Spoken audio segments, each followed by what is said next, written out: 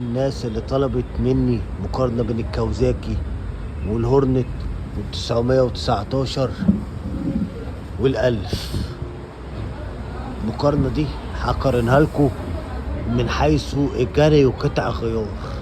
750 تحط على الهورنت وتحط على 19، بس ما تحطش على الألف. انجكشن، كرابرتير انجكشن، قطع غيارها صعبة مقرفة، بس قطعة الغيار بتحطها وبتنساها، لأن حاجة الكاوزاكي ما بتبص، معمرة جدا كمان. قطع غيارها سهلة جدا ومش سوبر ماركت.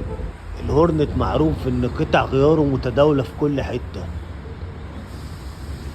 19 قطع غيارها نفس الهورنت بالظبط، متداولة وسهلة وحنينة، وحاجتها رخيصة وعلى قد الإيد.